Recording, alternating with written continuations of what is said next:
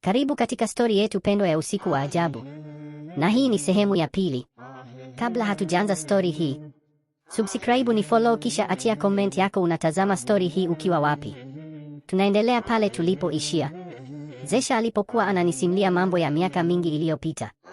Mwaka 1890 babu wa ukoo wenu alikuwa na wanawake wawili.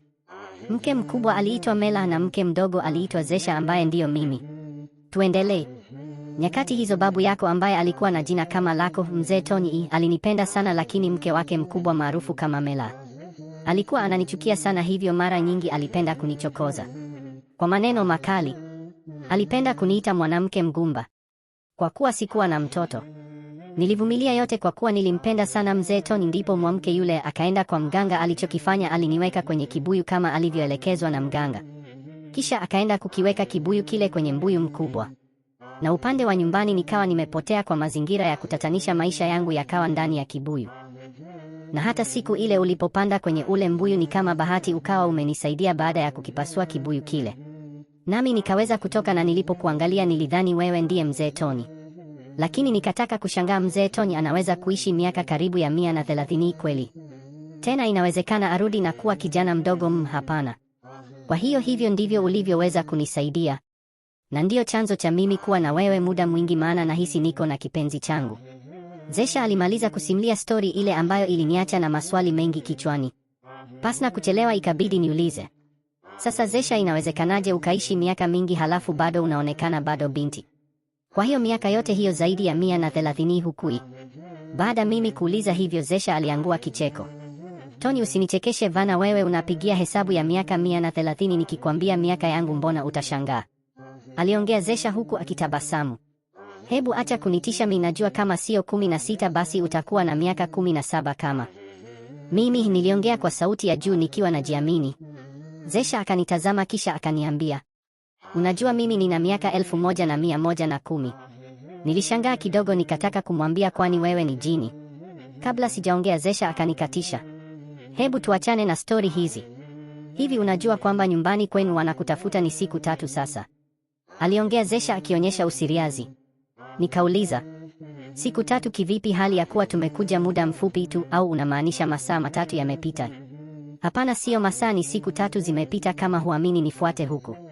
Zesha aliamka pale kitandani na kuanza kupiga hatua kuelekea chumba kingine, nami nikaanza kumfuata mpaka chumba kingine ambacho kilinitisha sana kutokana na muonekano wake, maana kulikuwa na vitu kama mafuvu ya binadamu. Ndipo Zesha akanyosha mkono. Ghafla ikatokea screen ukutani. Ilikuwa kama movie, maana nilimuona mama yangu mzazi akiwa analia na mama Sauda alikuwa akimtuliza. Usilie mama, Tony atapatikana tu mwanao, aliongea mama Sauda. Upande wa pili nilimuona baba akiwa amejinamia. Nilivyoangalia kwa umakini, kumbe baba alikuwa analia. Nilijikuta naogopa sana. Ina maana kweli zimepita siku 3? Nilijiwazia wakati naendelea kutazama screen ile. Sikuweza kuamini muda unavyokwenda kasi upande wa nyumbani, maana nilishangaa mama aliyekuwa analia akiwa na mama Sauda. Ghafla nilishangaa kumuona yupo kwa mganga ambaye alikuwa anawapa maelezo kwa njia ya ramli. Kijana wenu yuko mzima ila amechukuliwa na GA. Ghafla Zesha aliizima screen ile, kukawa hakuna kitu chochote ukutani. Sasa mbona imeizima, au umeme umekata? Niliongea kwa sauti ya chini. Zesha, sio kwa kucheka huko, ila Tony unapenda umbea, aliongea Zesha kisha akaniambia, najua unatamani kujua mimi ni nani Tony. Hata sisi tuna uwezo wa kuwa na wenza, hata kuwa na ndoa pia, kwa sababu tofauti yetu na nyie ni ndogo sana. Tony, naomba unioe japo mimi ni jini. Nilijikuta natoka mbio mbio mpaka chumba kingine. Licha ya kumzoea Zesha, mwili wangu ukajikuta umekuwa mwepesi kukimbia. Zesha naye alikuja nyuma yangu. Tony, kwa nini unanikimbia? Aliongea Zesha huku akinisogelea, na alipotaka kunishika niliutoa mkono wangu kwa nguvu.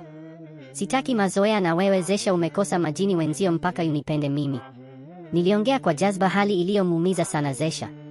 Zesha hakuongea neno lolote.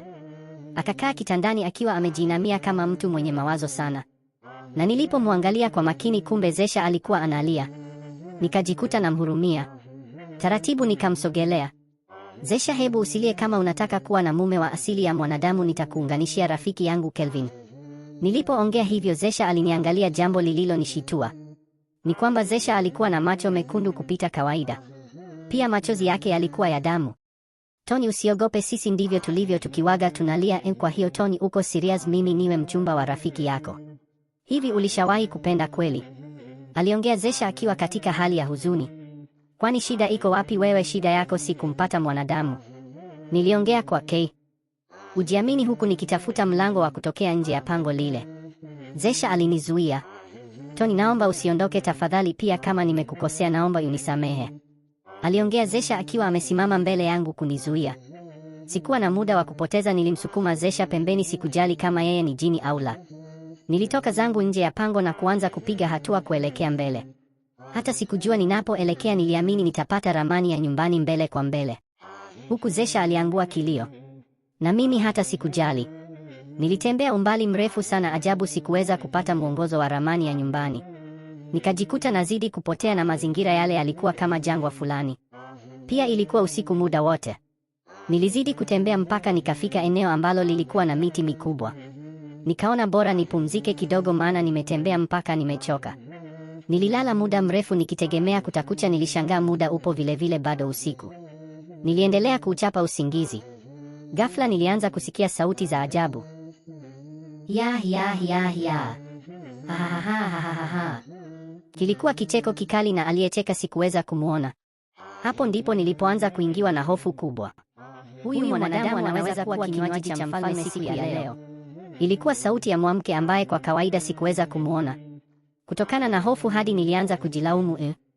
Ilikuwa sehemu ya pili, itakuwaje sehemu ya tatu? Je, unadhani Tony atarudi salama kweli kutokana na seke la ulimwengu wa majini?